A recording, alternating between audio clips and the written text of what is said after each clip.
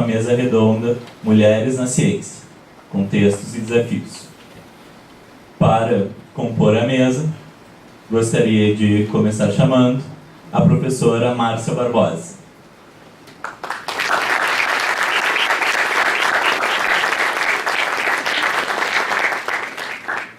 Ela é doutora em Física, professora titular na Universidade Federal do Rio Grande do Sul, membro titular da Academia Brasileira de Ciências e foi premiada nacionalmente e internacionalmente por trabalhos sobre a propriedade da água e questões de gênero na ciência. Muito obrigado, Márcia.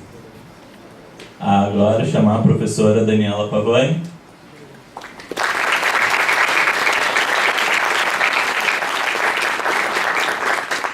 Ela é doutora em Ciências, professora adjunta do Departamento de Astronomia na Universidade Federal do Rio Grande do Sul e atua em pesquisas nas áreas de astronomia, ensino e questões de gênero na ciência. Ela integra a direção da Sociedade Astronômica Brasileira e coordena o projeto de extensão Meninas na Ciência. Muito obrigado, Daniela. E, finalmente, gostaria de chamar a professora Ellen Clemes,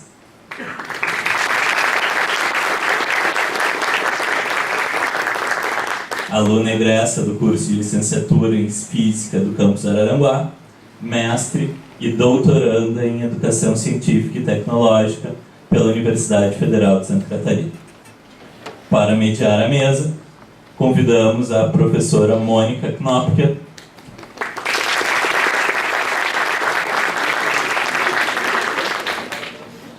doutoranda em Educação pela Universidade Federal do Rio Grande do Sul, mestre em Educação pela Universidade do Vale do Rio dos Sinos, especialista em Gestão Escolar pela Universidade Federal do Rio Grande do Sul e pedagoga pela Universidade Luterana do Brasil e professora aqui do nosso campus. Muito obrigado, mano. Passo agora a palavra para a professora Mônica, que vai explicar como é que vai funcionar a mesa redonda. Muito obrigado. Boa noite, é um prazer estar aqui com essas mulheres, compartilhar um pouquinho, né? Eu participei agora há pouco tempo de um TCC, uma banca de TCC, que era justamente sobre a Márcia. Então eu conheço um pouquinho mais, talvez, dessa trajetória da Márcia, né? Em função de que a aluna orientada do Felipe Damasio, então estudou um pouquinho sobre ela. Mas vai ser um prazer, né? Minha área é da educação, assim, eu sou desde o ensino médio, eu trabalho com educação e fico muito feliz de ser acolhida nesse curso de Física, né? E estar aqui com vocês vai ser um prazer. Então, o funcionamento da mesa vai acontecer da seguinte forma: nós temos 20 minutos para cada uma. E aí, depois da exposição, a gente tem mais uns 20 minutos, de 15 a 20 minutos para as perguntas. É bem importante, né? Eu estou vendo vários rostinhos conhecidos aqui, e é bem importante que vocês aproveitem esse momento para, de fato, aprender com essas pessoas que estão aqui, compartilhando saberes com vocês, e que vocês possam perguntar. A gente fica meio tímido, né, às vezes, mas é bem importante que vocês possam aproveitar esse momento. Não é sempre que a gente tem os autores que a gente lê, as pessoas que a gente tem como inspiração aqui pertinho da gente. Então aproveitem. Então passo a palavra, a primeira vai ser a Márcia, depois então a Daniela e depois a Glenda, ok? Então Márcia.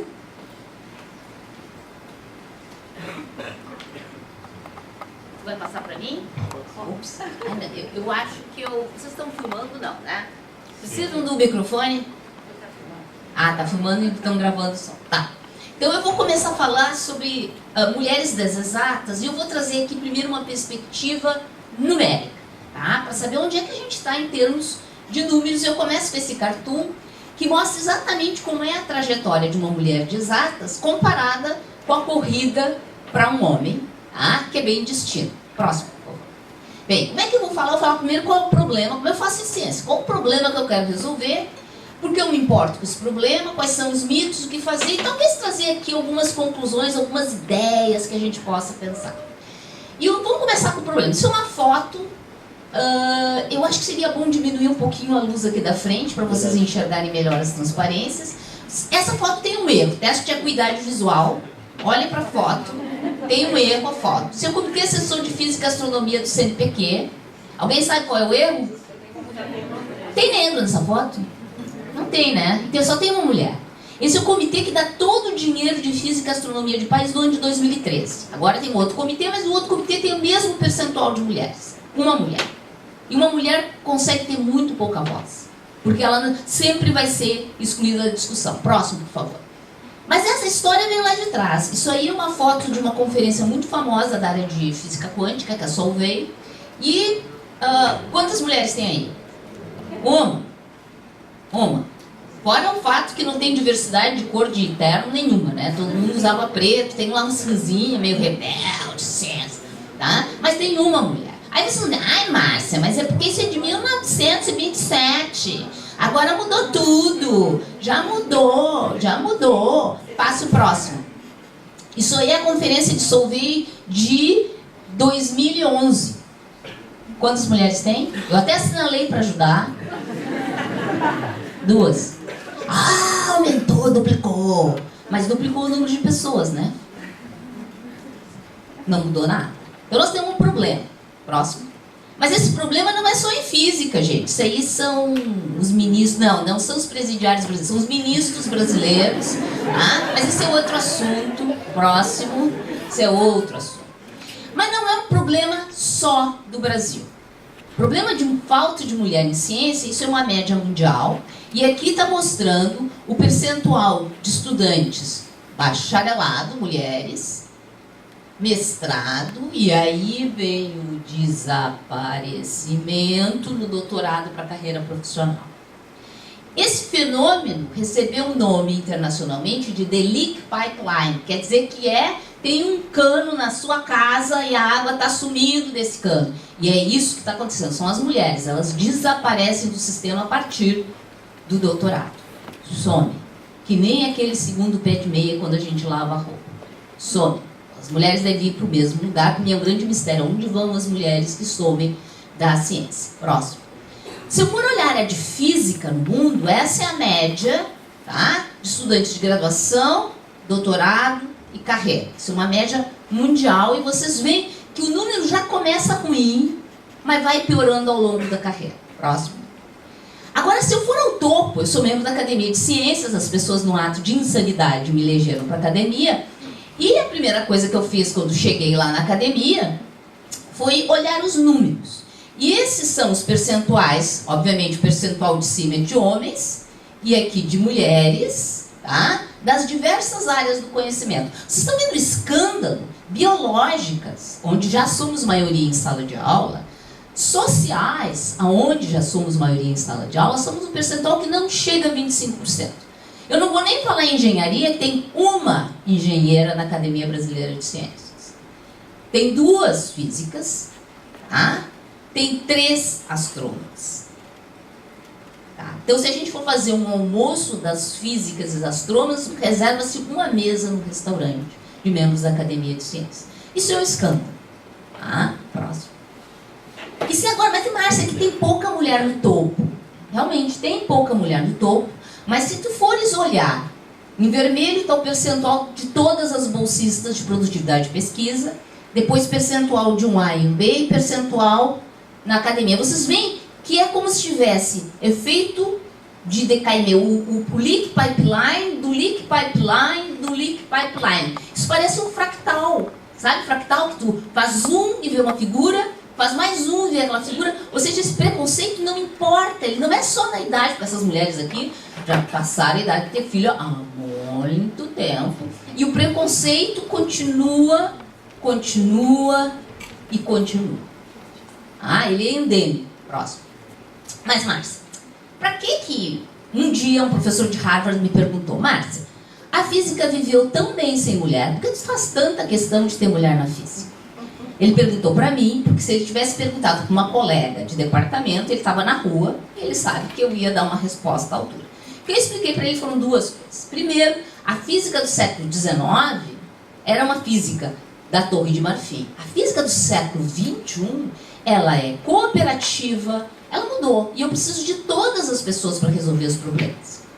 E para mostrar que isso é realmente verdade, existe uma empresa chamada McKinsey que não olhou os cientistas, mas olhou as 500 maiores empresas do mundo e ordenou por diversidade. E o que essa empresa descobriu?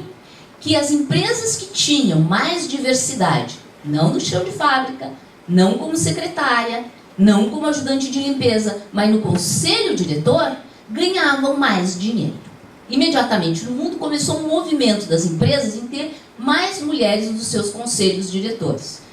Existe uma empresa no Brasil chamada Mulheres 360, cuja função é dar assessoria para as empresas de como promover mulheres para conseguirem chegar ao topo da carreira e tentar melhorar o ambiente de trabalho. Então, sim, a ciência precisa de mulheres.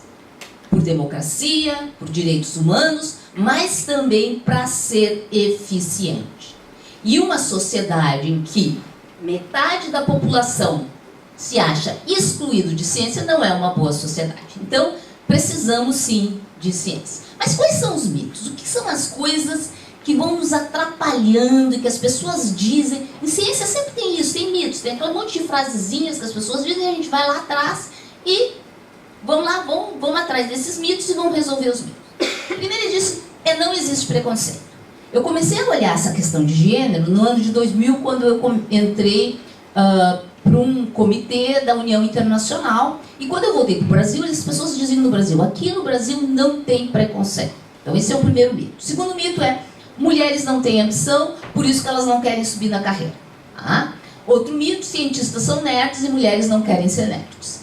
Outro, mulheres não dão para ciência. E o final, que é o meu favorito, é uma questão de tempo. Tudo será resolvido logo, nós já temos mais mulheres no início da carreira, portanto é só esperar que elas vão chegar lá. Rapidamente vamos passar por cada um desses mitos.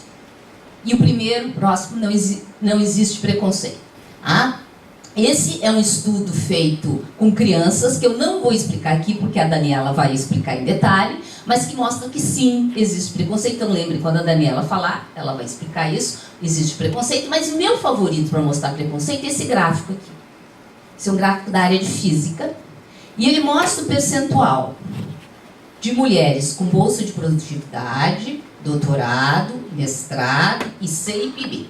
O mesmo efeito tesoura que eu tinha mostrado para vocês lá no começo, certo?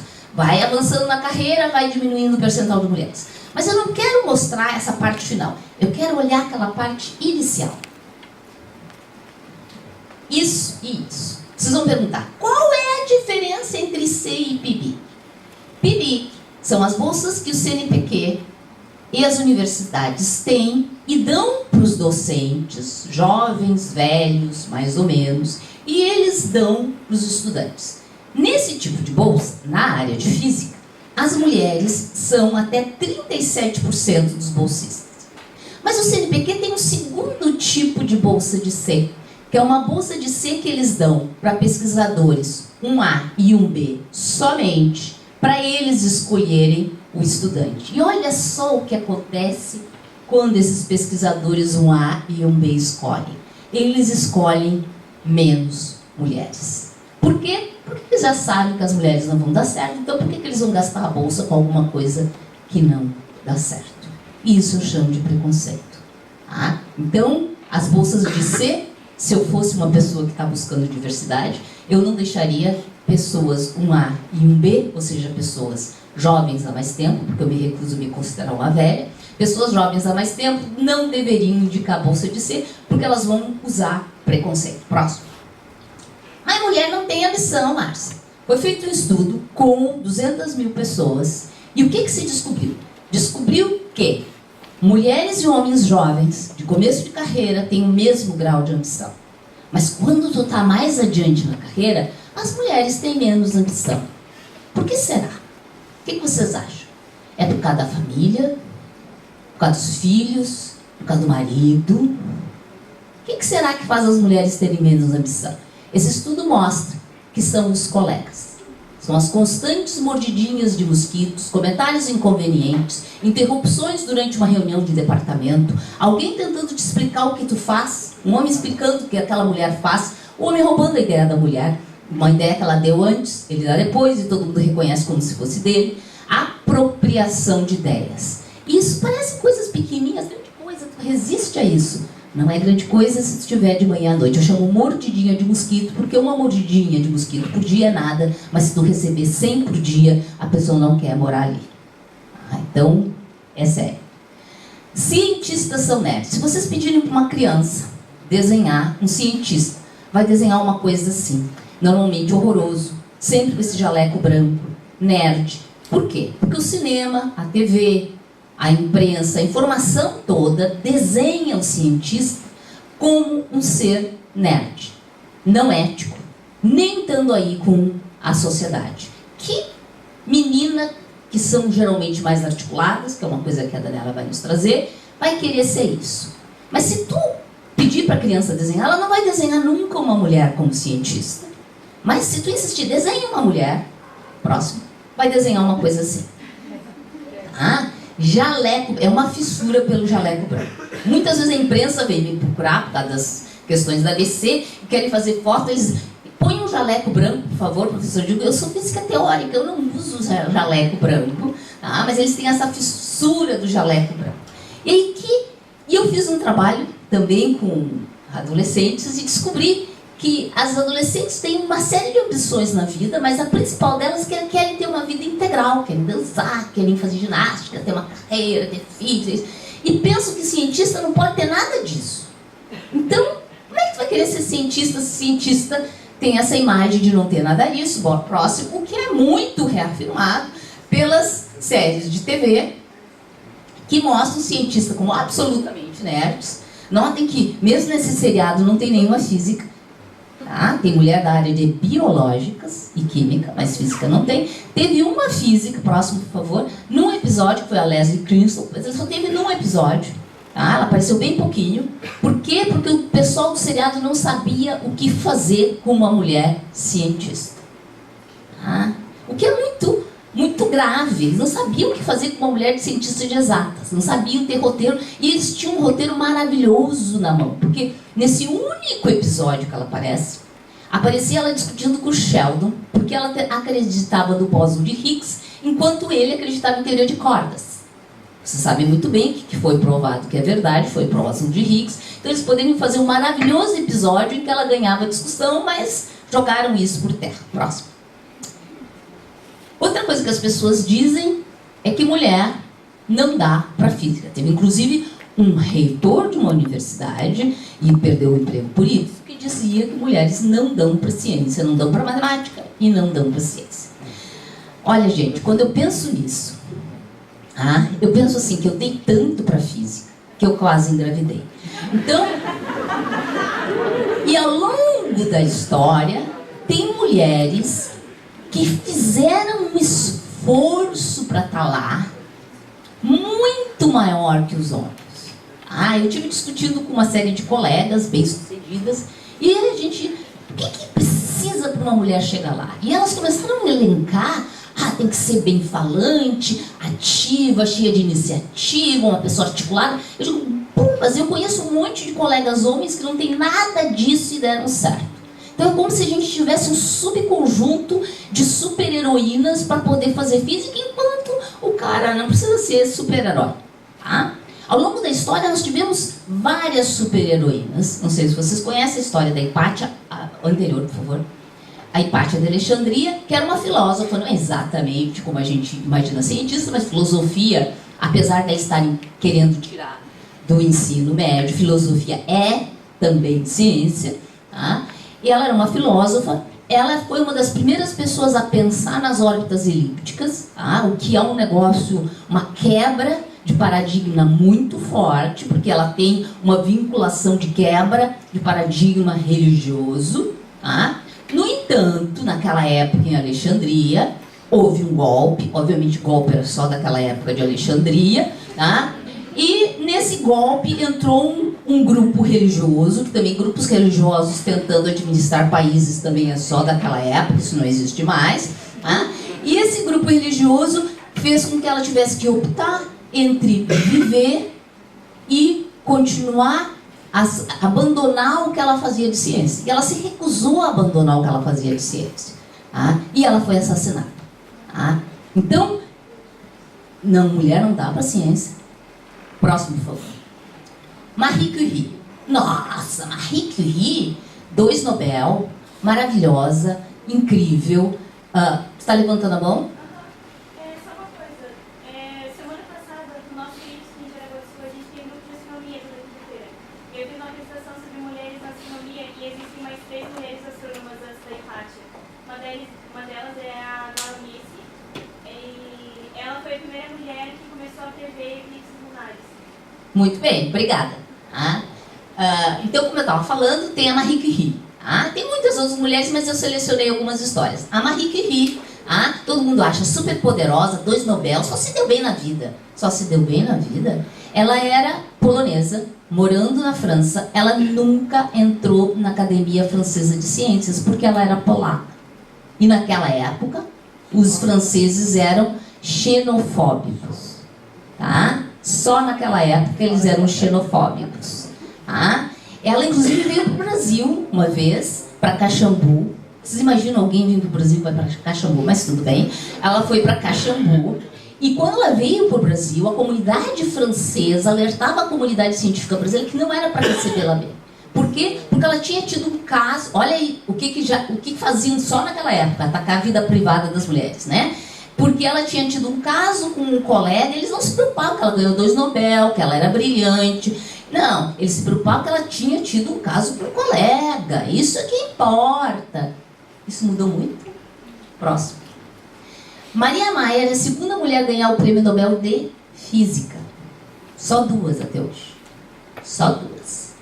E ela, até ganhar o Prêmio Nobel, ela não tinha emprego.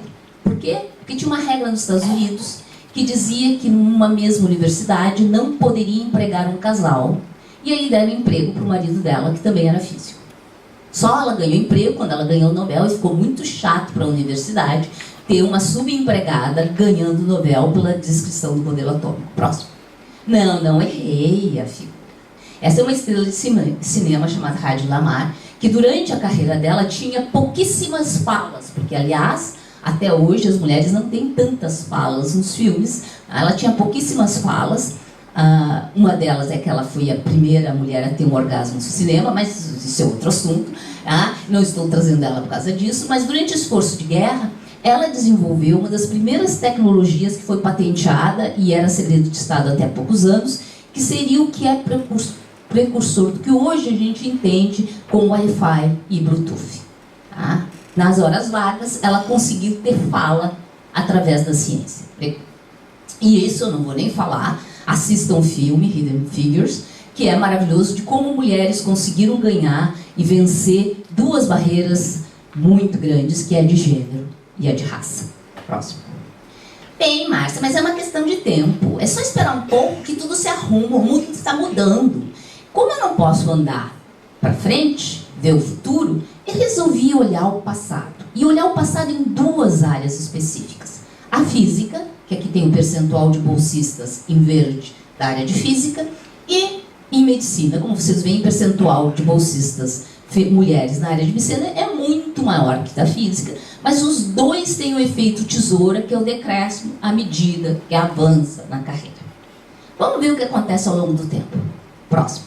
Isso aqui, em cima, começa em 2001 e vai até 2011, o percentual de bolsistas 2 da área de física e medicina. Vocês estão vendo mudar?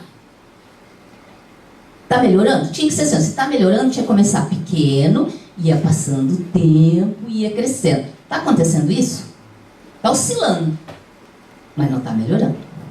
E normalmente quando decresce é quando tem pouco dinheiro. Portanto, preparem-se, vai decrescer. Próximo. Mesmo fenômeno quando tu sobe na carreira. Próximo. Mesmo fenômeno quando tu sobe mais na carreira. Próximo. Mesmo fenômeno. Próximo. E vocês precisam de uma lupa para ver as pesquisadoras 1A do CNPq. Próximo. Mas se vocês quiserem saber o percentual de todas as áreas e não de física, ao longo de 10 anos, é isso aqui. E agora, teste de acuidade visual para os mais jovens. Qual é a diferença entre 2001 e 2011? Tem uma diferença, ela é pequena, mas tem. Quantos por cento? Quanto vocês acham? 2%. Agora vamos fazer a conta. Tem em torno de 30%, crescendo a 2% a cada 10 anos. Quantos anos a gente vai precisar para chegar a 50%? Vocês vão chegar a ver isso. Eu não. Talvez os netos de vocês. Então tem que fazer alguma coisa. Quando o sistema anda com uma velocidade tão baixa, a gente precisa de aceleração, minha gente. Próximo. Bem, então o que é que a gente faz agora? Isso parece aquelas frases de filme de ação, quando tem aquela situação de enorme perigo e a mocinha chega pro mocinho e diz: "What do you do now?" Gente, eu acho isso ridículo. Vocês estão na casa de vocês, tem uma situação de crise, tá? Crise. Vocês já viram a mãe de vocês, a mulher da casa, se virar pro homem? E o que a gente faz agora? Em geral, o que eu observo é meio distinto. Ah, as poucas vezes que eu vejo meus sobrinhos fazendo perguntas pro meu irmão, ele responde: "Pergunta pra tua mãe." Certo? Mas, continuamos. O que a gente faz agora? Próximo. Deixa eu contar o que já foi feito, tá? Em alguns lugares. Esse aqui é o percentual de doutorados em várias áreas nos Estados Unidos ao longo do tempo. Vocês veem que tem uns picos, uns aumentos, doutorados de mulheres, tá? Vamos lá. O que é isso aqui? Pico é guerra. Não estou dizendo que é para fazer guerra. Eu não sou o Trump. Aí, e aqui? Guerra. Isso aqui. Estão vendo que houve uma mudança de inclinação? Estão vendo que houve uma mudança de inclinação ali? Houve uma aceleração, senhoras e senhores. O que vocês acham que é isso? Tem alguém aqui menor de idade? Eu vou falar um palavrão agora. Tapa o ouvido. Quem é menor de idade, tapa o ouvido, que agora vem palavra forte. Tá? Ação afirmativa. A partir da década de 70 dos Estados Unidos, começa o processo de ação afirmativa. Não sou eu dizendo que a ação afirmativa funciona. É o gráfico. Ai, Márcia, lá vem falar de cota. Vai querer cota em projeto para mulher agora. Gente, ação afirmativa é como sexo. Tem mais de um jeito de fazer. E agora vocês vão passar o resto da palestra pensando em sexo. Não, pense quais são as diferentes formas de fazer ação afirmativa. Mas tem muitas formas da gente conseguir estimular. Próximo. Uma dessas formas é reunir as mulheres. No ano de 2000, através da União Internacional, nós fizemos a primeira Conferência Internacional de Mulheres na Física. Nós éramos 350 participantes, divididos em 75 países. Eu nunca estive numa conferência de física sobre a minha área de pesquisa com tantos países representados. Porque a gente montou a pesquisa assim, porque a gente queria formar grupos de trabalho no mundo inteiro. Eu chamo esses grupos de minhas pequenas células terroristas. Elas vão para os seus países e começam ação independente em cada um dos países. Próximo. Uma dessas ações, que culminou de algumas conferências que a gente realizou no Brasil, foi esses verbetes que aparecem agora na página do CNPq, contando a história das mulheres precursoras. As primeiras mulheres que fizeram ciência no Brasil. A história dessas mulheres é a história da ciência do Brasil. Mas também tem as jovens. O CNPq postou a história das pesquisadoras, do CNPq, com menos de 40 anos, e devo dizer, na física, só existe uma, a gaúcha Solange Fagan. Próximo. Mas também as empresas estão pensando que é muito importante estimular as meninas. Isso é uma foto do Prêmio L'Oréal, que é um prêmio nacional para jovens das áreas de física, matemática, química, ciências da saúde e ciências biomédicas. Próximo. A Sociedade Brasileira de Física, por seu lado, consciente da gravidade do problema, montou um grupo de trabalho que vem atuando de maneira a ter mais dados sobre as mulheres na ciência. Próximo. Uma dessas ações é esse livro, que chama-se Mulheres da Física, que conta a história de alguma das precursoras nesse país da física brasileira. Algumas mulheres que, além de todas as dificuldades de ser mulher numa ciência com tanto preconceito, enfrentaram a ditadura militar, tiveram que sair da noite para o dia correndo do país, depois quando o Brasil abriu as portas novamente, democratizou, voltaram, ou seja, pessoas de uma resiliência enorme. Uma das ações que também resultaram desses eventos foi esse edital que chama-se Meninas e Jovens Fazendo Ciências Exatas, Engenharias e Computação, que foi lançado pelo CNPq, pela Secretaria da Mulher, quando a gente tinha uma Secretaria da Mulher, pela Petrobras, quando a gente tinha uma Petrobras. Infelizmente, esse projeto não foi adiante pela razão que a gente quase não tem CNPq, a gente não tem mais Secretaria da Mulher e a gente quase não tem Petrobras. Próximo. Algum tempo depois, o Fundo Elas do Unibanco me procurou dizendo: Marta, que edital a gente pode fazer? E eu sugeri copiar o edital lá da ex-Petrobras e ex-Secretaria da Mulher, e eles lançaram esse edital Equidade Elas nas Exatas, que também ajuda a apoiar ideias para promover mulheres. Próximo. Uma dessas ideias é o projeto coordenado pela Daniela, que é o Meninas na Ciência. Eu não vou falar muito sobre isso, ele é fantástico, fenomenal e maravilhoso. Tá? Próximo. Pula esse que ela vai ter as frases. Mas outros projetos no país existem, como tem Meninas no Circuito, do Rio de Janeiro, que faz circuitos elétricos em escolas públicas com materiais recicláveis. Tem Engenheiros da Borborema, no norte do país. Começou a permear de atividades promovendo mulheres na ciência. Toda essa efervescência culminou com uma busca de legislação. E com muita pressão, a gente conseguiu que CNPq e CAPES agora dessem licença maternidade para bolsistas de mestrado, doutorado, pós-doc e de produtividade de pesquisa. Tá? Isso, no começo, era uma concessão do CNPq da CAPES, mas agora tornou-se lei. Então, essas meninas jovens que engravidam e têm essas bolsas, elas têm direito a uma extensão da bolsa. Isso é muito pouco propagandeado e é importante que gestores e professores saibam disso. Próximo.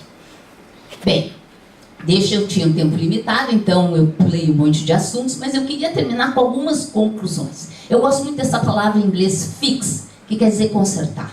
Nós temos coisas para consertar no mundo e coisas para consertar nesse país, e uma delas é que nós temos que ter dados. Nós precisamos acompanhar os dados. Nos estudos do CNPq, eu consegui roubando os dados do CNPq, porque o CNPq nunca me concede os dados. Eu peço, eles dizem, eles não dizem não vamos dar. Eles dizem mais tarde e nunca te dão os dados. Tá? Então nós temos que ter dados discriminados por gênero em todos os níveis, em todos os lugares e fazer um acompanhamento. Tá? Nas nossas universidades, nas nossas escolas, no nosso município, nos nossos órgãos gestores. Nós temos que olhar para as nossas instituições e verificar se lá dentro, na hora que a gente avalia, na hora que a gente julga, na hora que a gente estabelece relações entre as pessoas, a gente está tendo equidade, a gente está sendo civilizado. E se não estamos sendo, temos que mudar as nossas instituições. Com isso, nós vamos mudar sim a nossa ciência. Por quê? Porque a ciência, ela tem opção, ela não é neutra. Ela depende de quem está fazendo para saber que perguntas serão feitas. E, finalmente, com isso a gente vai mudar o nosso universo kafkaniano. Então, eu gosto de dizer que a gente tem fix, dados, instituições, ciência e essa sociedade kafkaniana. Fix, dedica. Próximo, por favor. Mas eu não gostaria de terminar a palestra sem o meu mantra, porque afinal de contas eu sou diretora da Academia Brasileira de Ciências e eu tenho que voltar a dizer que todas essas situações da gente estar com tanta carência de recursos em ciência e tecnologia é que nós perdemos o nosso ministério. Agora ele é um ministério que é de ciência, tecnologia, inovação, correios e telégrafos. Então isso não é, eu não sou uma entregadora de carta, eu sou uma entregadora de ciência, portanto eu quero, não vou desistir do meu MCTI, passo o tempo, eu volto a dizer, eu quero o meu ministério de volta. Ah, e finalmente eu não acho que essa situação de ter pouco financiamento, de ter pouca visão de gênero, de ter pouca visão de raça, de ter pouca visão de tudo, está isolada. Porque eu sou uma cientista e eu acredito que nós todos estamos imersos em um banho térmico. Eu não quero ser pessimista, e por isso eu tenho esperança e eu sou vidente, e eu digo que estou vendo uma esperança. E eu vou usar uma camiseta lá do meu tempo de fio e vou pedir diretas já. Vocês talvez não entendam o que quer dizer diretas já agora, mas em poucos meses talvez vocês tenham que ecoar o mesmo pedido. Obrigada.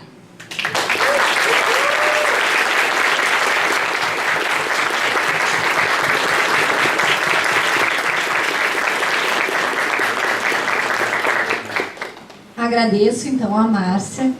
Eu fico bem feliz que tu trouxeste essa questão dos mitos, né? Porque às vezes a gente gosta tanto de falar que não tem preconceito, que isso é balela, que é mimimi, né?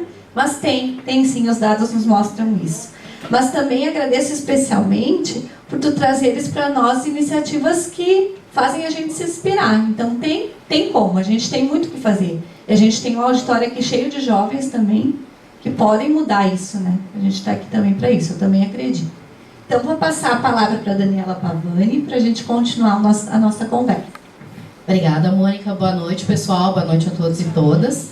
Quero agradecer o convite por estar aqui com vocês hoje, aos organizadores, e por estar dividindo, né, esse espaço com as colegas que tanto têm a trazer.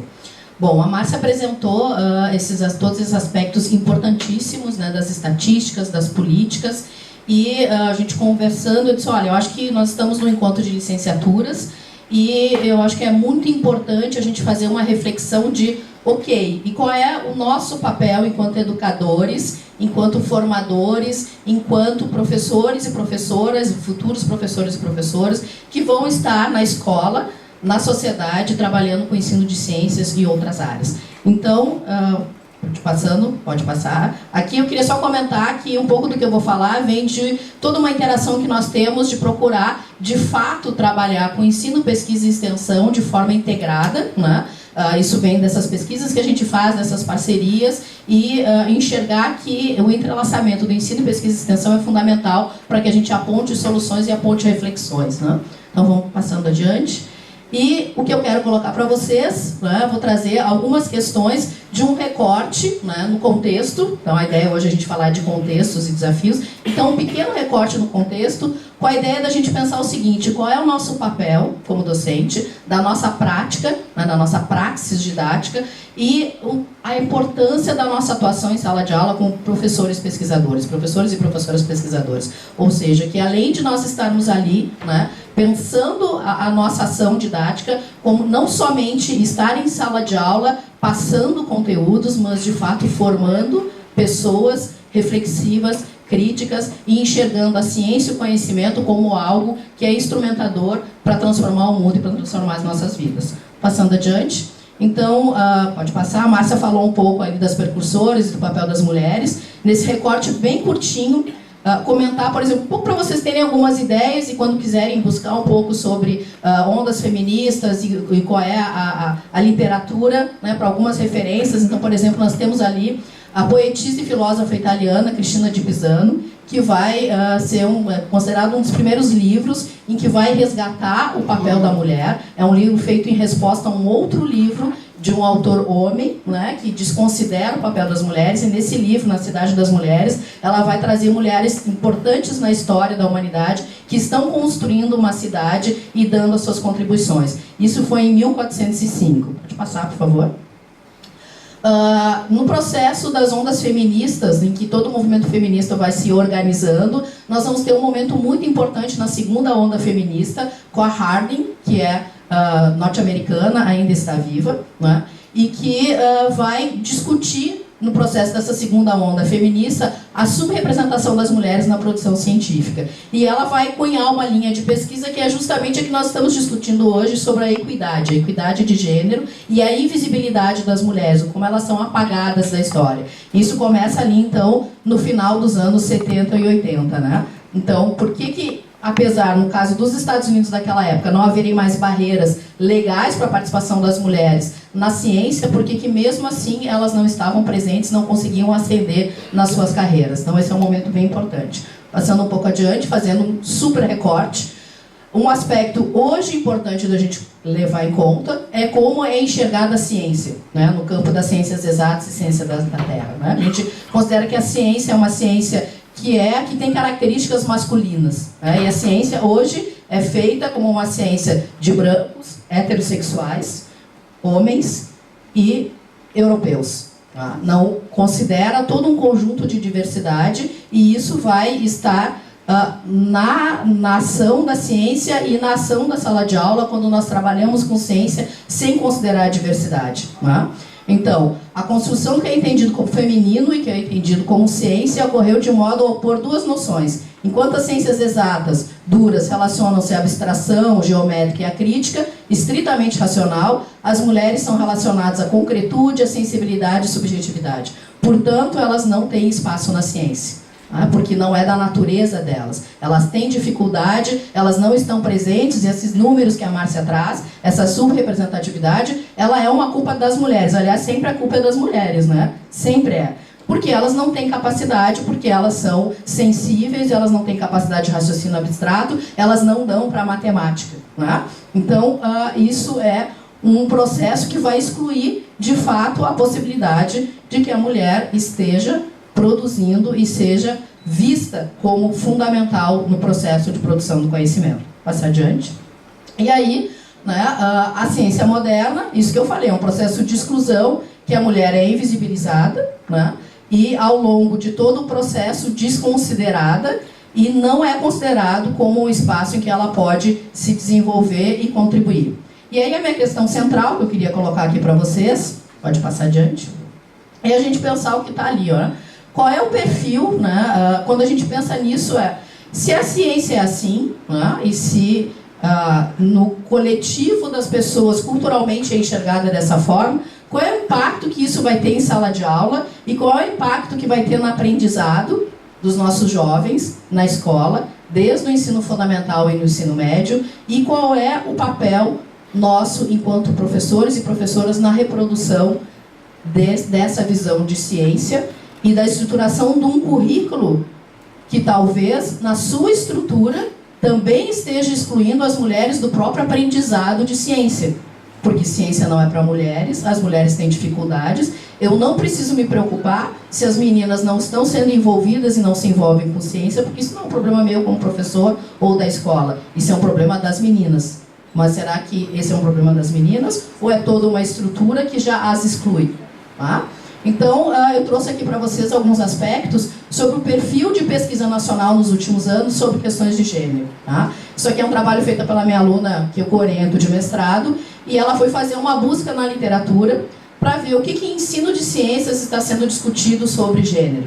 Então, ela estudou de 2002 a 2017, 7 das principais revistas voltadas para pesquisa e ensino de ciências e 2 revistas voltadas para pesquisa em gênero. Então, são 15 anos. Quantos artigos ela encontrou que trabalham com questão de gênero e questão de ensino de ciências? Pode passar. Ela vai encontrar apenas 17 artigos. E quais são o que a gente encontra nesses artigos? Tá? Pode passar. Então, desses 17 estudos sobre ensino de ciência e gênero, somente um deles vai abordar questões étnico-raciais e nenhum estudo levou em conta questões socioeconômicas. Bom, se a gente tem dúvidas sobre a questão de gênero, se isso impacta de alguma forma na questão do aprendizado, algumas pessoas podem ter, eu diria que até pela abertura aqui do nosso evento, né, com o diretor que comentou falando da sua história, existe alguma dúvida do impacto das questões socioeconômicas no aprendizado? Vocês acham que isso não impacta no ambiente, no contexto, nos alunos, a origem deles, né, o capital cultural familiar? Então, se o socioeconômico influencia, será que influenciam questões étnico-raciais e de gênero? Mas a gente tem se preocupado em pensar nisso e pensar a sala de aula e a escola nessa perspectiva. Será que isso não é importante também quando a gente está pensando não só nas políticas públicas, mas no chão da escola, no cotidiano e na nossa prática? Porque isso influencia na vida das pessoas. Isso influencia em como eu me enxergo diante do meu grupo e diante das minhas possibilidades futuras. Passa adiante.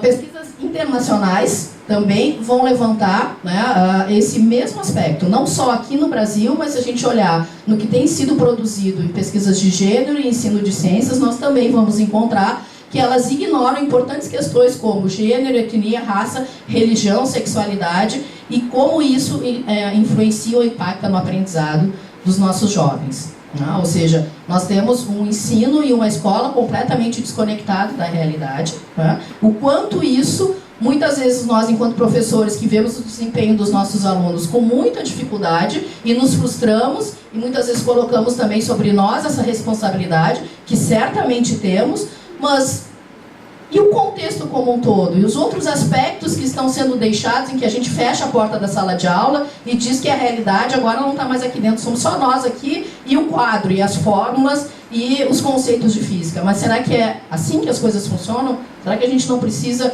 usar o espaço de sala de aula como um espaço de reflexão, de pesquisa, de entender os processos de aprendizado e como as histórias individuais vão ser fundamentais nesse processo de aprendizado? Passar, por favor.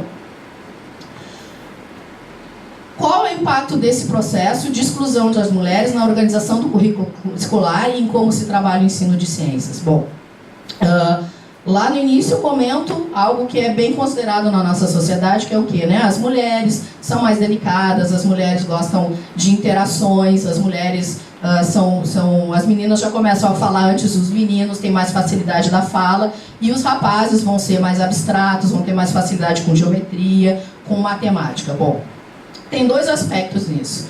Um é que, muitas vezes, quando nós vamos fazer investigações em sala de aula, a gente encontra um certo perfil para meninos e meninas, né, no que a gente chama do conhecimento conectado e o conhecimento desconectado. Ou seja, o conhecimento conectado seria aquele conhecimento em que a minha facilidade para aprender e para me envolver é quando isso traz exemplos da vida cotidiana, quando existe interação entre as pessoas e o conhecimento. E o desconectado é aquele que é o pensamento abstrato e que normalmente nós identificamos, né, separamos meninos e meninas como meninas conectadas e meninos para o conhecimento desconectado. Bom, nós não sabemos hoje dizer se isso é uma questão intrínseca dos gêneros ou se é algo construído a partir da experiência escolar.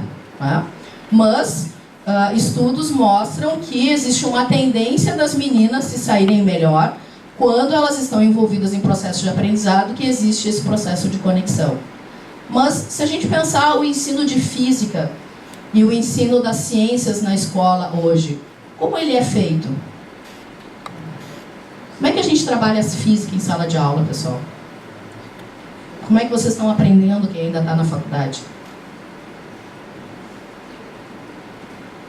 Qual é a principal característica de um curso de licenciatura ou de bacharelado de física?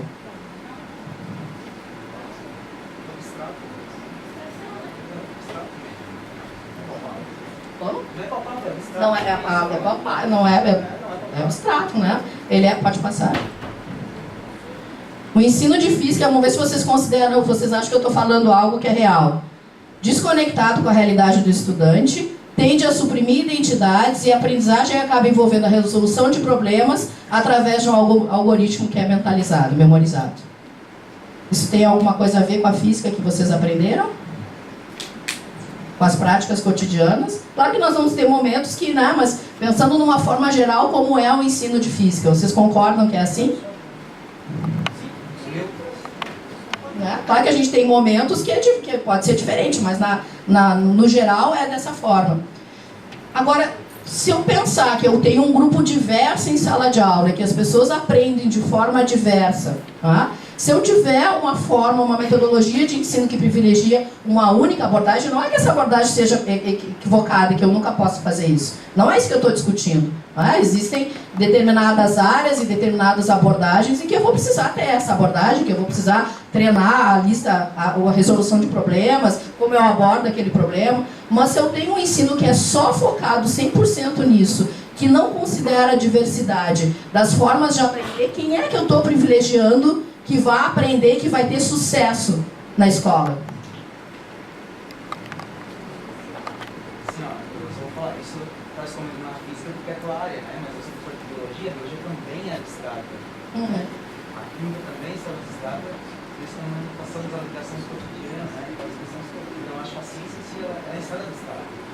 Exatamente. Então, e se eu sou 100% numa única abordagem, eu estou privilegiando que somente um segmento da minha sala de aula tenha sucesso. Então, é essa reflexão que eu quero trazer para vocês. Tá? Que... Pode passar adiante?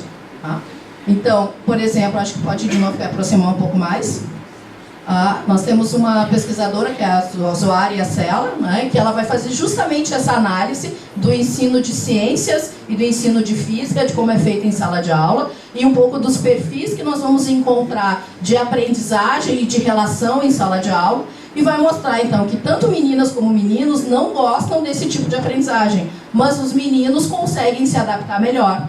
Né? E ela vai relacionar o sucesso dos meninos, né, nas disciplinas, e principalmente nas disciplinas das exatas, porque tem um formato de um aprendizado que está privilegiando algo que eles são, que tem mais facilidade de se adaptar. E as meninas são novamente excluídas do processo. Então, nós vimos as estatísticas na carreira, né, mas se a gente for olhar a vida individual, a vida antes da escola e a vida escolar das meninas, não é, como o pessoal gosta de falar, mimimi. Né? Vamos olhar o que acontece. Vamos olhar o que acontece, por favor, vamos passar adiante, o que os estudos, tudo que eu estou trazendo aqui para vocês, está baseado em estudos na literatura e em publicações, né? Então, por exemplo, durante a infância e a adolescência, né? Vamos fazer análise de livros didáticos de física, por exemplo, né? Então, nesse trabalho de 2016, a análise das imagens de física, 79 das imagens têm representação masculina em situação de prática científica e diversidade cultural. E as mulheres estão sempre ligadas à família e ao lar.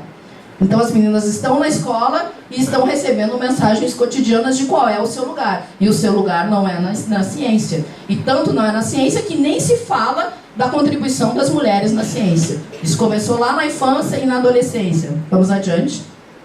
Na graduação, né? A gente vai ter estudos que mostram que os professores e professoras acabam interagindo com os meninos na sala de aula, na graduação na universidade, né? De maneira mais aprofundada, e as gurias não são estimuladas a participar e nem a liderar, tanto na relação de grupos de estudo, de participação em sala de aula. Então, nós vamos ter uma mensagem que começa na infância e na adolescência dizendo qual é o papel da mulher, né, o que ela é capaz, e isso vai impactar na autoestima, e isso é algo fundamental. E depois a gente vai para quem chega, por exemplo, numa universidade, e tu vai ter um tratamento de cidadã de segunda categoria em sala de aula, que tu também, na maioria dos casos, e muitas vezes os professores nem se dão conta, deixam invisíveis as meninas.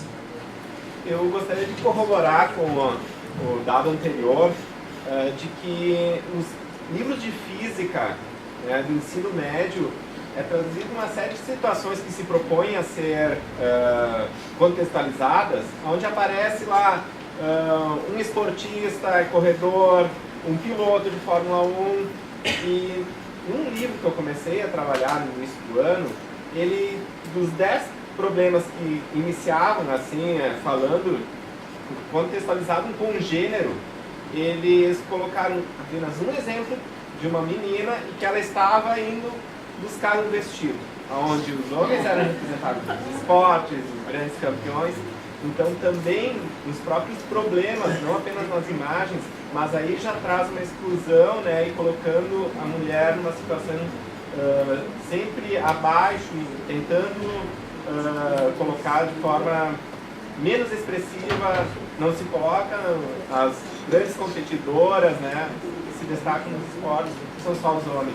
Então aparece também. Aqui a gente está falando de livro didático, a Márcia trouxe a questão dos filmes, se a gente for ver, né, quais são os estereótipos que vão aparecer nas... a gente fala, eu tenho uma menina de 3 anos e um enteado de 8 anos, né? Vai ver direcionado para as mulheres são as histórias de princesas, que elas vão casar, elas são completamente passivas, vão ficar esperando o príncipe, vão casar. Os meninos são aventureiros, eles vão enfrentar dragões, eles vão isso, vão aquilo, né? Aí a minha filha adora a Elsa, mas ela pergunta, mas não casou, mamãe? Não, filha, não precisa casar no final. Ela descobriu que o amor de irmã e de irmã, né, entre irmãs, é fundamental e que tem cara sacana ali, ó. Tem um ali que enganou ela, quis dizer que era legal, não era, mas tem caras legais, olha o outro legal que estava ali, né? Mas qual é a mensagem? 100% é de um outro papel. E isso começa muito cedo, né? A Márcia também, pesquisando aplicativos, né, jogos, foi encontrar lá jogos para meninas, né? Qual é o jogo que apareceu? O cientista fez o seu trabalho no laboratório. Agora, o seu papel é limpar a bagunça do cientista. Botam lá no Google. Jogos, games para meninas. Então, vejam, a Márcia falou dos mordiscões lá na carreira, lá em cima, de como é que está isso no mundo acadêmico, no mundo corporativo, mas a gente começa muito antes disso. E pior, começa na escola, porque hoje as nossas crianças e jovens passam o dia inteiro na escola.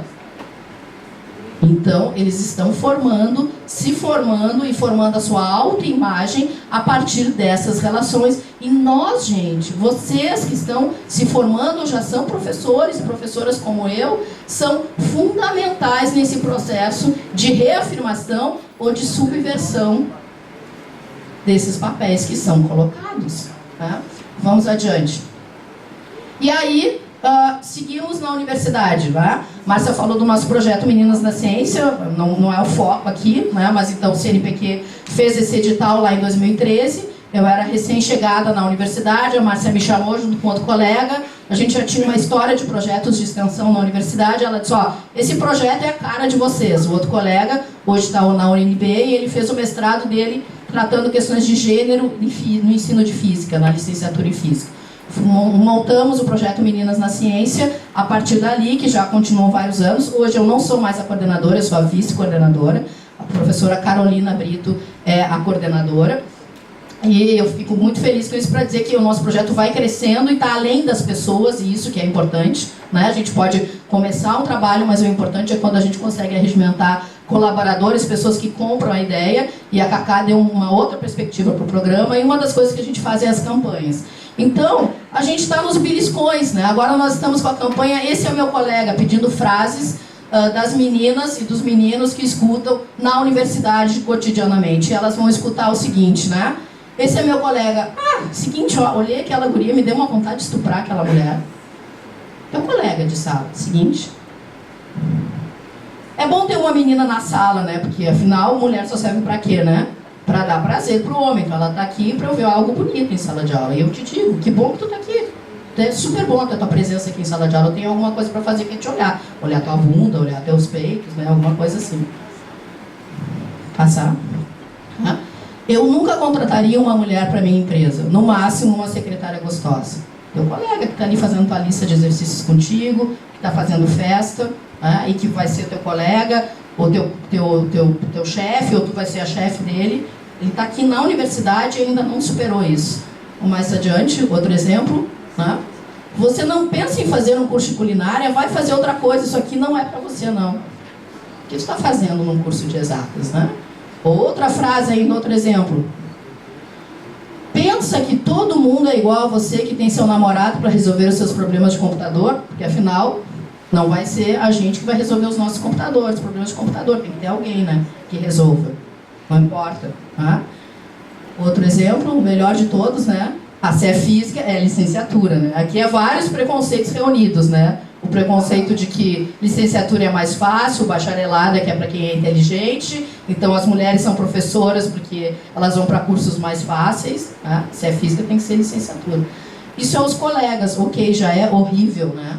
Agora a gente vai ter exemplos de novo falando do papel do professor e da professora, e a nossa primeira campanha em 2016 foi replicar uma campanha feita por um coletivo feminista da Universidade Mackenzie, em São Paulo, que é Esse é Meu Professor. Coletando frases, então. E a universidade continua sendo um ambiente que reproduz as diferenças e o machismo. Então, frases como: achei que as mulheres não fossem conseguir realizar esse trabalho. Ou, e adiante, se depender de mim, você não se forma. Tu não está aqui para te formar. E o meu papel como professor não é te auxiliar nisso. Ou, mulher tem que dar para o chefe para subir no cargo. E também de preferência para o professor, vim de saia curta, né? Para eu ter o que eu observar e como eu me deleitar em sala de aula. Mais uma. Sempre tem que colocar um homem no grupo de trabalho, né? Porque mulher junto dá confusão. Aliás, mulher é horrível, né? Mulher não é amiga de mulher. Mulher está sempre disputando. E aqui várias outras frases que não vão só tratar da questão de gênero, como também de outras ausências de diversidade do tipo... Lá na computação, né, a gente recolheu uma frase que foi o seguinte: antigamente tinha mulher na computação, porque hoje nós vemos um decréscimo, né, da presença das mulheres na computação. Se todas as áreas ou estão paradas, né, na participação de mulheres, ou crescendo muito lentamente, 2% ao ano, na informática vem decrescendo, né? E alguns estudos já vão mostrando, inclusive, que a presença das mulheres cai à medida que a informática, a computação eleva o seu status e aumenta o seu salário, né? E aí vai ter professores, então, que vão dizer, não, hoje não tem mulher, antigamente tinha mulher, né? Essa foi uma frase, na computação, porque computação era com cabo, que lembra varal. Hoje, como é digital, a mulher não tem mais espaço na computação, né? Porque não vai conseguir. Ou, não, Alan Turing não é o pai da computação, é a mãe. Tá? E por aí vai. Então, os beliscões, eles não estão só lá no mundo do trabalho, eles estão no dia a dia.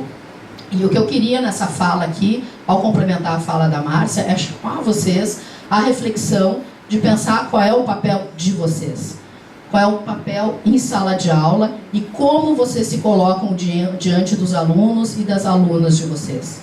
E se a gente não refletir, pessoal, a gente não muda práticas. Se a gente não estudar, se a gente não se questionar, se a gente não se desafiar, as nossas práticas não mudam e a gente só reproduz. E a escola é tão fundamental que agora eu vou falar desse estudo que a Márcia comentou. Vamos adiante um pouquinho. Né? Para voltar ao papel do docente nesse processo. Pode, por favor. Então, no início do ano passado, saiu esse estudo na Science, que foi um estudo na área da psicologia com 400 crianças entre 5 e 7 anos. Então, eles fizeram um estudo para ver qual era a autoimagem das crianças, né? E como elas se colocavam no ambiente de sala de aula e as diferenças de papéis. Então, eles trabalharam com jogos e com histórias. Uma das atividades foi contar histórias de pessoas de sucesso, né? Então, essa pessoa aqui, ela tem sucesso profissional, é amado pelas pessoas do seu entorno, todo mundo gosta dela, ela tem uma casa legal, né? Colocando coisas que são consideradas positivas, né? Então, contavam as histórias para as meninas e meninos de 5 anos, todos já na escola, e entregaram cartões com fotografias de homens e mulheres. Então, contavam a história, então diziam, bom, então escolham agora nessas fotos quem representa essas histórias de sucesso. O que aconteceu? Meninas e meninas. As meninas escolheram as fotos de mulheres, os meninos escolheram fotos de homem. Ou seja, tanto meninos quanto meninas com 5 anos de idade reconheciam o seu gênero como um gênero de sucesso, um gênero de exemplo para seguir na vida. Corta, vamos para as crianças com 7 anos. E vamos fazer de novo esse estudo, agora adaptado para essa realidade. Aí eles trabalharam muito com jogos, né? E uma da forma que eles trabalharam foi dizer assim, olha, naquele canto, dando um resumo da história, né? Do pesquisa, naquele canto estão os jogos que é para quem é esforçado, né? Para quem não entende muito as coisas, mas se esforça e consegue. Mas daquele lado de lá estão os jogos que é para quem é muito inteligente. Tem que ser inteligente para jogar aquele jogo lá. Então agora se distribuem quem vai querer jogar o quê? O que aconteceu? As meninas, na sua maioria, foram para os jogos dos esforçados e os meninos foram para os jogos dos inteligentes. E o que eles verificaram é que com 7 anos, a autoestima dessas meninas já estava lá embaixo, não reconhecendo mais o seu gênero como um gênero de sucesso e o pior, organizando a sua presença e a sua participação em sala de aula, considerando que não eram inteligentes, mas apenas esforçadas, com 7 anos de idade. Com quantos anos em sala de vivência de escola? Se for aqui, começa com 4 anos a educação infantil. É muito pouco tempo para já ter uma mudança na autoestima e na consideração das suas capacidades tão drástica, pessoal. 7 anos de idade e as meninas já não estão se sentindo capazes de trabalhar com matemática, com ciências. E tão pouco enxergam o seu gênero como um gênero que representa sucesso. Essas crianças estão a maior parte do tempo em sala de aula. Portanto, a escola traz no seu currículo oculto, nas suas relações e na ação docente em sala de aula, um aprofundamento desses estereótipos e uma manutenção desse status quo. Tá? É nosso papel transformar isso, ou não. Nós estamos aqui no encontro de licenciaturas. Tá? Ensinar não é apenas ir com a lista de conteúdos, com conceitos de física, é muito mais do que isso. E quando a gente faz isso, não é só isso que acontece, né? Vai acontecer na Irlanda, a gente tem que fazer palestras sobre a Terra plana ou a Terra convexa, né? Porque um ensino que está desconectado, que não leva em conta as diversidades, que não leva em conta a construção do conhecimento como algo coletivo, que tem homens, mulheres, negros, pobres, ricos, é uma ciência que não chega para a população e que não serve para que a gente transforme esse mundo, que vai servir para a gente ter uma sociedade acomodada, não crítica, em que nossas conquistas vão se perdendo e as pessoas estão preocupadas com as suas questões individuais, sem perceber que nós só resolvemos no coletivo muitos dos nossos problemas. Tá?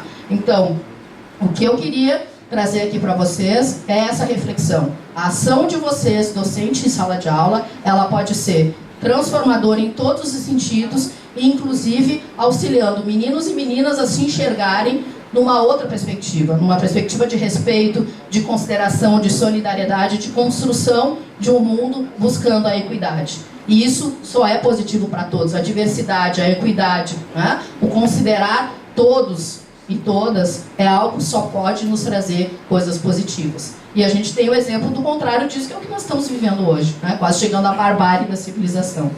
Eu acho que eu já devo estar no final do meu tempo, então vou encerrar por aqui e, bom, essa era a mensagem que eu queria passar para vocês. Obrigada.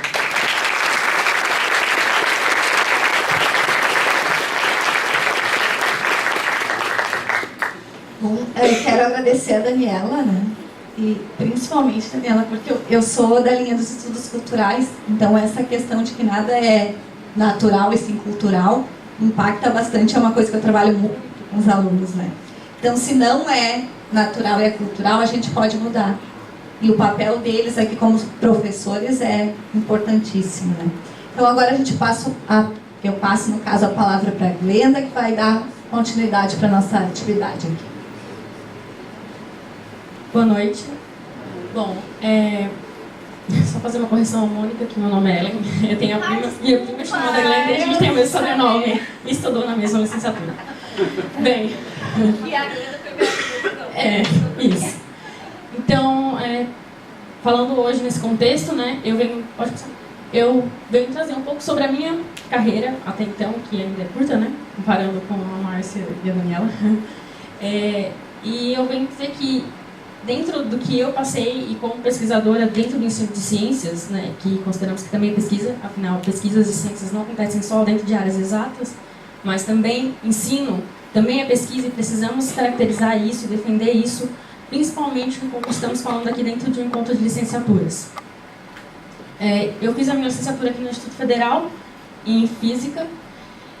Tive a oportunidade de trabalhar com iniciação científica, junto com o Adriano, como ele já comentou, que foi a minha primeira oportunidade de duração de mais ou menos um ano. E depois uma extensão, ainda outro PIBIC com o professor Oliveira, que já não está mais no campus, e um PIBIT, né, de iniciação tecnológica, junto com o professor Humberto, que também não está mais no campus. Essa última pesquisa de iniciação tecnológica foi, né, quando eu trabalhei então com a relação Arduino-Python, que é programação, e aí a gente entra numa área mais específica, foi o que deu força e me deu a ideia sobre o TCC e foi o que levou a fazer a minha pesquisa, que era o uso de microcontroladores no ensino de física. Aí, partindo desse TCC, eu tive a ideia e o apoio, claro, de toda a instituição, de professores que trabalharam, se esforçaram para a minha formação e principalmente do meu último orientador, em tentar fazer o mestrado na PBGCT, que é o Programa de Educação Científica e Tecnológica, na Universidade Federal de Santa Catarina, no campus Florianópolis. Quando eu entrei no programa e comecei a fazer pesquisa, a gente abre os olhos para outras coisas, né? E aí eu vi também essa diferença entre as mulheres participando dentro de cursos maiores. Se a gente for olhar dentro da grade de pesquisadoras dentro do programa, a gente ainda tem uma parcela grande. Eu fui orientada por uma mulher negra, né? Então a gente já tem uma modificação nesse contexto que a gente sempre pensa em um gênero específico e uma característica específica. Trabalhei dentro da mídia de ensino de ciências, defendi o meu mestrado no ano de 2017 e no mesmo ano ingressei no doutorado. Atualmente eu ainda estou cursando. Pode passar para mim? Então, existe uma preocupação dentro da própria ciência e de revistas mesmo da área de pensar o papel da mulher dentro da ciência. E aí eu trouxe alguns exemplos nos trabalhos. Apesar de não trabalhar nessa área e não ser minha linha de pesquisa, é uma preocupação minha como mulher dentro de pesquisa, como que essas mulheres estão, né? Onde elas aparecem, como elas aparecem. E aí eu vi, pesquisando um pouco sobre isso para a palestra, né, para participar da mesa redonda, que existe uma preocupação dentro da ciência em pensar o papel da mulher já nas pesquisas atuais, em como elas estão encaixadas, se existe uma equidade, né, se a gente tem uma igualdade. Pode passar para mim? E não só dentro da própria ciência, né, dentro dos próprios pares de revistas científicas. Há uma preocupação também, dentro da divulgação científica, de pensar em passar isso para outras pessoas que não sejam da área, né? E aí a gente tem ali um exemplo da Galileu, que é uma revista de divulgação científica, que traz no dia 8, né, que daí foi o Dia da Mulher, no ano de 2017, 10 grandes mulheres da ciência. E é super importante a gente pensar nisso, né? E aqui embaixo a gente tem o El País, que é um jornal global, né? A gente tem edições, ele nasce na Espanha, mas tem edições brasileiras e em outros países. E ele tem uma coluna específica sobre ciência, onde ele vai divulgar pesquisas recentes. Dentro dessa coluna, ele tem um subtópico, que são mulheres na ciência.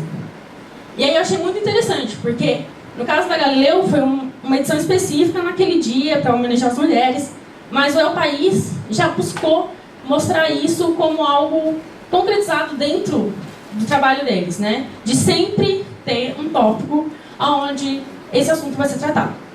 Pode passar para mim? Aqui, eu trouxe uma notícia muito interessante que foi, saiu agora em abril, tá? Comecinho de abril, eu não lembro a data agora, mas sobre o mistério da Sheila Minor. Tudo bem. Que foi a única mulher, numa conferência de 1971, que não estava com seu nome na legenda. E aí existiu uma ilustradora norte-americana, a Candace, que ela estava pesquisando artigos para poder fazer a ilustração dela, e ela se deparou com esse artigo que tinha essa foto, e essa mulher não estava com o nome na legenda, apenas os homens. E ela então foi para o Twitter para ajudar os seus seguidores a conhecer, a buscar quem era essa mulher. Ela tem um perfil no Twitter e ela lança os trabalhos dela lá. É bem interessante, ela faz várias ilustrações sobre ciência, sobre outras coisas. E aí ela foi para esse meio de comunicação para poder descobrir quem era essa mulher. E eu vou contar brevemente, tá? Mas quem quiser, a notícia está disponível. A história inicial, eles achavam, né, que essa mulher era apenas uma secretária, administradora do evento. Ela estava só participando da organização, da parte de burocrática, enfim. E aí ela conseguiu o contato com a própria mulher. Ela conseguiu chegar a Sheila e ela descobriu que, na verdade, ela era uma bióloga, mestre em ciência da educação, e ela dedicou quase 40 anos da vida dela em pesquisas nessa área para o governo norte-americano. Então, essa notícia me fez pensar sobre como a gente é vista, né, pelos homens. Como a gente é pensada dentro da ciência. Por que sempre pensamos talvez numa categoria menor? Talvez a gente esteja caminhando por um outro caminho atual. Eu nunca sofri um preconceito por ser mulher, ou assédio, ou qualquer coisa. Eu posso ter tido sorte, ou podemos estar no caminho de uma sociedade diferente, a começar a pensar sobre essas coisas, a começar a respeitar a mulher como indivíduo e como produtora de conhecimento. Né? Pode passar para mim?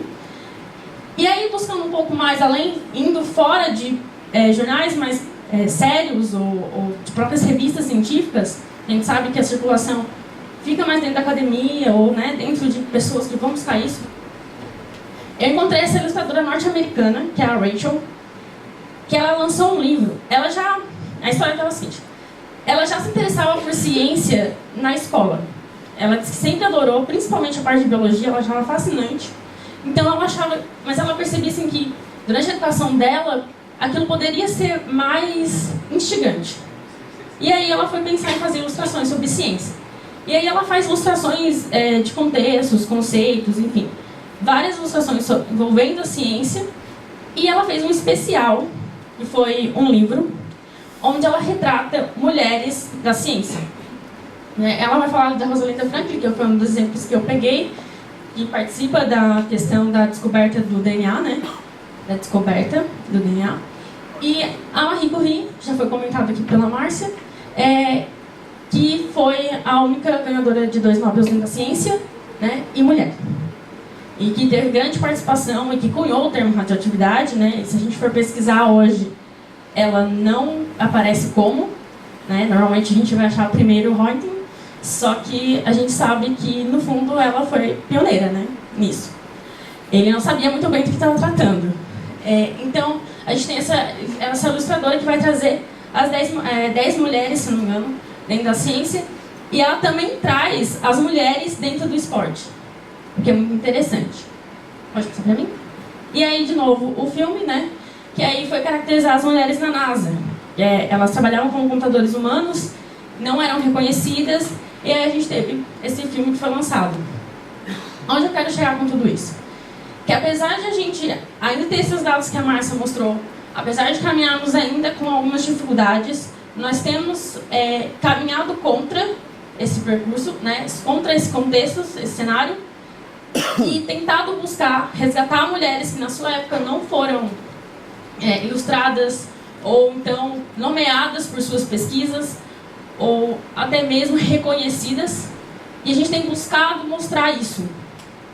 A gente tem procurado fazer isso não só em meios acadêmicos, mas existem também meios de divulgação ou até mesmo no cenário apenas de ilustração, né, que é muito interessante e às vezes atinge muitas pessoas, para mostrar essas mulheres que fizeram parte da ciência. E principalmente agora a gente teve esse apoio, né, vamos dizer assim, da parte de Hollywood, de mostrar essas mulheres que foram fundamentais para a NASA, que a gente conseguir fazer, né, o lançamento de volta ao espaço, para conseguir colocar o homem no espaço, né? E as pessoas não conhecem isso. Então a gente está atingindo um público maior. E por que eu venho falar isso? Porque a construção de gênero, de ideia de que há divisões sobre isso é para meninas, isso é para meninos, é cultural, é social. Nós não construímos cor, não tem gênero, brinquedo não tem gênero, espaços de pesquisa não tem gênero e não podem ter. E nós, como licenciados, professores e licenciandos ainda, que vão ser futuros professores ou já o são, devemos pensar nisso, porque é um tema importante, é fundamental que a gente desconstrua essa ideia junto com os nossos alunos e que a gente reforce que as coisas não possuem espaços pré-definidos. As pessoas podem ocupar os espaços que elas quiserem ou que elas se propuserem. Pode passar para mim? Então, eu deixo uma frase da Marie Curie, que eu achei muito interessante, que ela vai falar que cada pessoa deve trabalhar para o seu aperfeiçoamento e, ao mesmo tempo, participar da responsabilidade coletiva por toda a humanidade. Então, como professores, nós formamos pessoas que vão estar dentro de uma sociedade e precisamos desconstruir ideias que não são colocadas, são impostas a nós.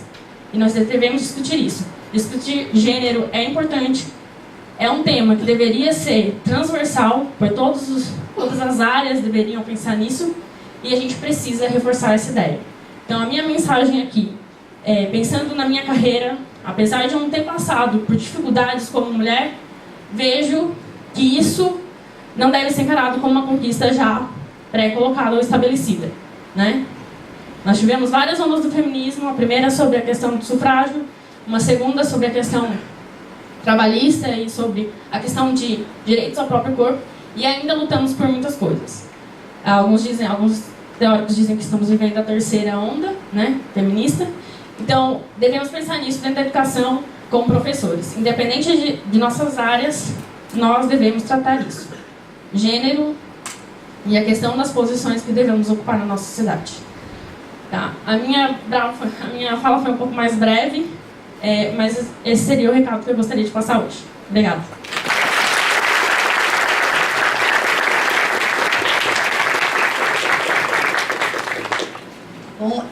Marlene. De fato, eu não fui tua professora, mas fui professora da Glenda, por isso que eu troquei. Mas eu imagino o orgulho dos professores que estão aqui, que foram teus professores, por ter te escutado falar tudo isso. Fico muito feliz e tenho certeza que os alunos que são nossos agora se inspiram em ti para poder seguir esse caminho, que às vezes eles acham que não tem como seguir adiante, e tem. Está mostrando isso para nós. Então, muito obrigada às três, muito feliz mesmo. E agora a gente não tem um tempo tão grande, mas a gente tem um tempinho para escutar algumas perguntas. Então a gente abre para a plateia. Quem é que vai ser o primeiro aí?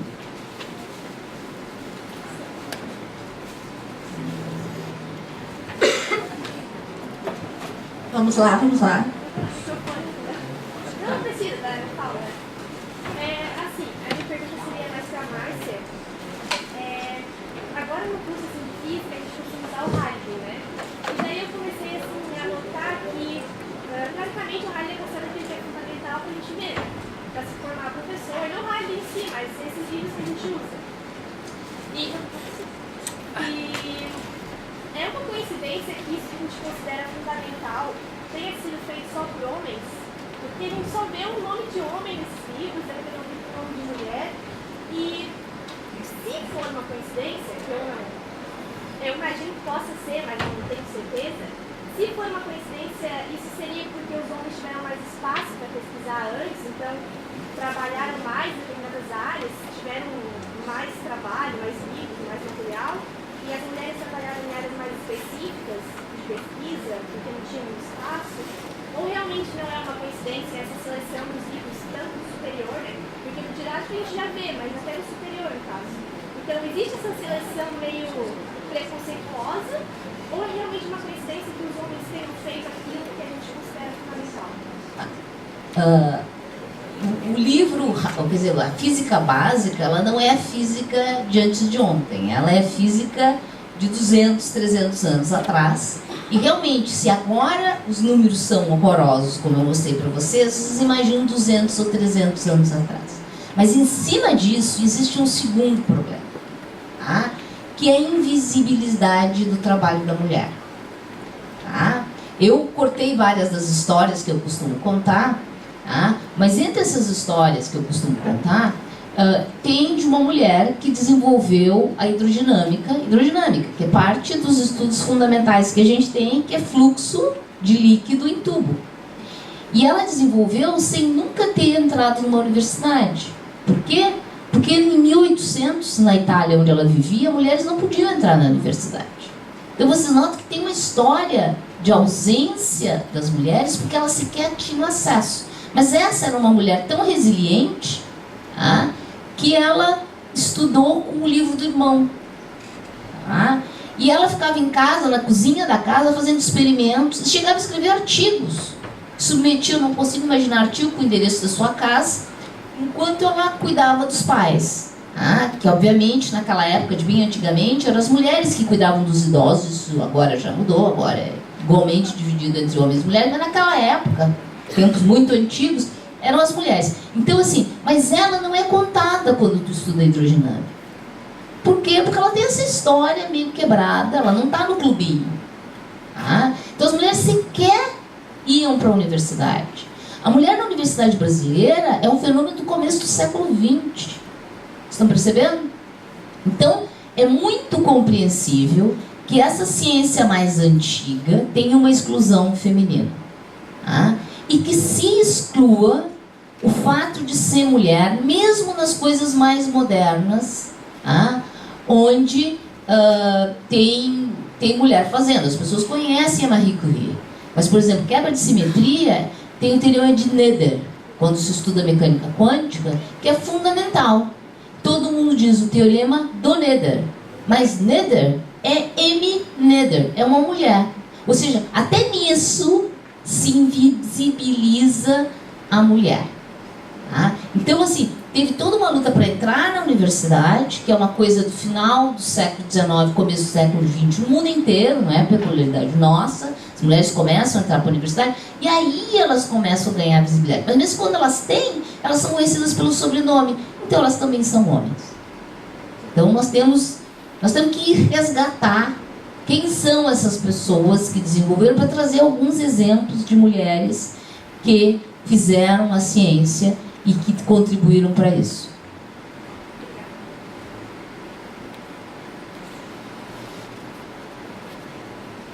Eu tenho uma pergunta. Em primeiro lugar, queria agradecer a mensagem que vocês trouxeram para a gente, né? E, ao mesmo tempo que vocês apontaram o problema, indicaram algumas soluções. Em primeiro lugar, a reflexão sobre a nossa prática como docente. Tá. Vocês indicaram algumas soluções, como a reflexão em cima da nossa prática como docentes, alguns projetos como Meninas na Ciência, e outros que podem ser fomentados por instituições de fomento, por instituições como CNPq, CAPES e tal. E, para além disso, desses projetos e do que nós, como docentes, podemos fazer, existem alguns outros exemplos de políticas públicas para a inserção da mulher, seja na ciência ou em qualquer outro ramo profissional que tenha dado certo em outros países. Gostaria de saber algo nesse sentido. Cota, será que funciona? O que a gente pode fazer mais num alto nível, digamos assim? Deixa eu falar um pouquinho. Sobre ação afirmativa, tá? Tem várias maneiras de fazer. Então, ação afirmativa é um processo que envolve cotas em alguns locais. Não é bem exatamente cota nos Estados Unidos, eles procuram ter o percentual. Mas também envolve analisar os ambientes de trabalho e fazer com que os ambientes de trabalho sejam iguais para homens e mulheres. Deixa eu dar um exemplo. No MIT, alguns anos atrás, as pesquisadoras se deram conta que elas tinham menos espaço nos laboratórios do que a quantidade de dinheiro que elas traziam para a universidade. Porque lá tu pede dinheiro para as empresas, ganha dinheiro, elas ganhavam dinheiro tanto, e a universidade dava menos espaço para elas do que dava para os homens. Então, assim, ter igualdade nas oportunidades te sente integrado. Então isso é uma ação afirmativa, dá o mesmo tratamento. Quando dois estão concorrendo por um emprego nos Estados Unidos, se é um homem e uma mulher, eles são iguais, é a mulher que ganha o emprego. E a mesma coisa acontece se é um branco e um negro, o negro ganha. Ou seja, tu tem uma vantagem. Nas universidades americanas, quando eles usam ação afirmativa, seja Harvard, aceita, integra uma pessoa que vem de uma classe social mais baixa, que vem de uma condição em que é fora do mainstream da universidade, eles garantem a inclusão. Não é só o ingresso. A pessoa ingressa, eles acompanham o desempenho, se identificarem alguma dificuldade do desempenho, vão olhar por quê, tá? E vão trabalhar, porque a ideia é que a universidade quer que essa pessoa se forme. Então, não é uma ação, não é entrou e te vira. Não, entrou, vamos ter acompanhamento. Então, são várias ações. Deixa eu contar um caso específico. Esse Mulheres 360, que é uma consultoria que dá consultoria para a Unilever, para todas essas grandes empresas, me chamaram com uma pergunta. Disseram: Márcia, nós queremos contratar engenheiras e pessoas de informática. E a gente quer saber onde é que estão as engenheiras. Esse era o desafio. E eu tinha que levar lá para os CEOs dessas empresas. Aí eu respondi para eles, eu fui olhar os números, e para minha grande surpresa, o Brasil produz 30% dos estudantes que se formam em engenharia são mulheres. Mas nós temos 40% de mulheres na pós-graduação em engenharia. Notaram? As mulheres vão para a pós-graduação, porque elas não vão para o mercado. Eu disse: mas por que elas não vão para o mercado? A bolsa de pós-graduação é uma miséria comparado com o salário de engenheiro. Aí fui olhar no CREA e vi que o salário de uma engenheira é R$1.000 menor do que o de um engenheiro. Então aí eu voltei, disse duas coisas para vocês: procurem na pós-graduação, que vocês vão achar um monte de mulher para empregar, e 2, ofereçam o mesmo salário para os homens, que eu garanto que elas vão ir para o mercado. Então há o que fazer. A garantia de que homens e mulheres tenham o mesmo salário é uma dessas coisas que a gente tem que lutar sempre. E as mesmas oportunidades, sempre. Mas existe uma coisa adicional que é fundamental e que a nossa sociedade, felizmente, está um pouquinho mais avançada que outros países, que é a questão da maternidade. Nós temos alguns aportes de licença maternidade, mas que tem que ser muito mais estimulados. E nisso, outros países estão muito mais atrasados que nós. Tá? Estados Unidos, por exemplo, não tem licença maternidade paga. Tu pode até tirar um mês, mas é sem salário. Tá? Não tem abundância de creches. Então, eles, nesse sentido, estão pior do que nós. Tá? Então, nós temos alguma coisa para avançar na questão de ação afirmativa, mas a gente já tem uma certa infraestrutura para a família. Tá? Então, tem avanços e recursos.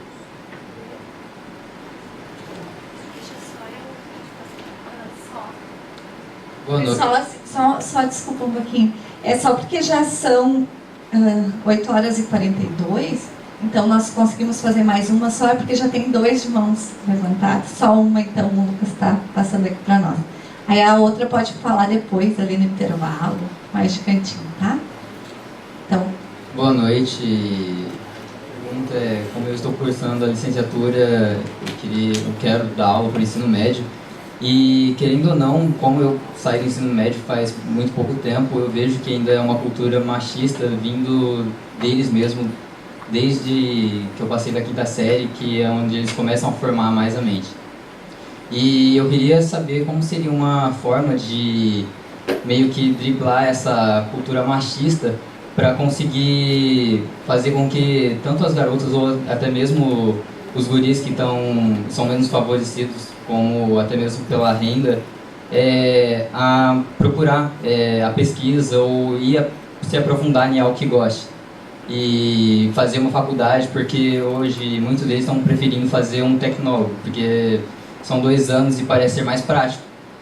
Estão deixando essa parte de pesquisa para ir pelo mais fácil, e muitas vezes até em casa mesmo que eles estão sendo meio que julgados por quererem se aprofundar.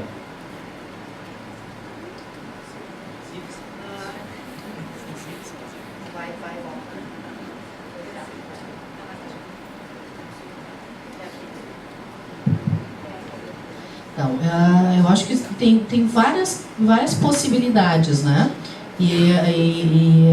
Um aspecto, né, enquanto professor ou professora em sala de aula, é uma ação ativa, né, de dar espaços tanto para os meninos quanto para as meninas, né? A gente está falando aqui questões de gênero, mas há várias questões de diversidade sexual, socioeconômicas, raciais, né, étnicas, que estão na sala de aula, na nossa cara na sala de aula, mas que normalmente a gente ignora. Então, tu pensar em dinâmicas na sala de aula em que tu vai trazer, inclusive, outras metodologias, como a gente fala, por exemplo, da aula invertida hoje, de uma aula por aprendizado por projetos, por investigação. A gente precisa associar, porque a gente pensa assim, eu sou professor, eu tenho que falar de física, agora eu vou ter que me preocupar com gênero, com raça, como é que eu vou fazer isso em sala de aula, trazer tudo isso na minha prática didática, né? Isso é algo que a gente vai construindo na nossa metodologia em sala de aula, em como a gente está trabalhando, né, os conceitos em sala de aula. Em sair de uma aula do papel do professor, da professora ser a pessoa central em sala de aula, e tu dar voz para os teus alunos, em que o conhecimento seja produzido naquele espaço, e não simplesmente o papel de receptores, em que o professor está lá falando as fórmulas, mas como é que eu vou incentivar que os estudantes queiram fazer pesquisa? Bom, nós temos uma estrutura escolar que o estudante tem que sentar e ficar escutando o professor ao longo de quantos anos? 15 anos. Tá? Não é uma prática didática, uma prática cotidiana de participação ativa na construção do seu próprio conhecimento. Né? Então, como é que eu vou querer depois? A gente tem um problema não só de gênero na ciência. Né? Se nós formos olhar, hoje temos um dado ali entre os jovens que estão entre 24 e 35 anos que estão na universidade, né, de agora 1.000 jovens, agora eu acho que esse é o dado, né, somente 22 vão escolher as áreas de ciência e tecnologia, e desses 22 somente vão ser mulheres. Nós temos um problema amplo que no Brasil, não existe, a ciência não tem status, as pessoas não se interessam por fazer ciência e não é considerado como algo importante para a sociedade. Como é que nós vamos desenvolver um país sem ciência? Como é que nós vamos desenvolver empresas nacionais? Como é que nós vamos desenvolver independência e soberania nacional se a gente não tem ciência? Mas a gente não tem quem faça ciência, porque nós temos um processo escolar que o objetivo não é pensar e formar investigadores, pessoas que se questionam e questionam o próprio conhecimento. Então, eu acho que um dos desafios é pensar no trabalho de formiguinha, nesse caso nós estamos falando, né, de pensar uma prática em sala de aula em que eu estou incluindo, não só no aspecto da diversidade, mas no aspecto do aprendizado. O aprendizado tem que ser ativo por quem está aprendendo, né? Eu sou um facilitador desse aprendizado, sou importante enquanto professor, enquanto professora, mas eu preciso dar o protagonismo para o meu estudante. A gente vai olhar nos países em desenvolvimento, vai falar dos Finlândia, é isso e aquilo, além deles já terem resolvido questões, né, de questões sociais, de já terem feito reforma agrária, de terem uma democracia em outro estágio, né? Eles vão ter práticas didáticas em que o objetivo não é ir bem na prova, na provinha Brasil, no Enem, no ENAD, mas é formar pessoas que vão ser os produtores de conhecimento e de tecnologia no seu país, né?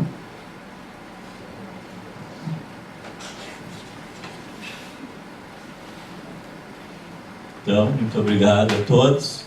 Agradecemos imensamente, né? Então, finalizando a mesa redonda, agradecemos imensamente a presença da Márcia, da Daniela e da Ellen por terem compartilhado seus conhecimentos com a gente.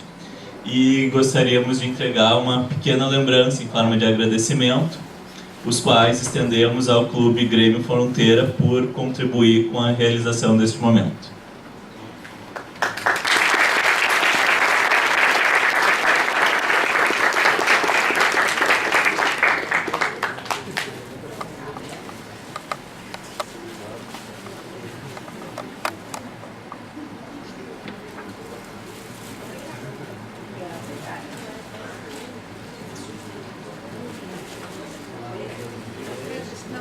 Vamos todo mundo?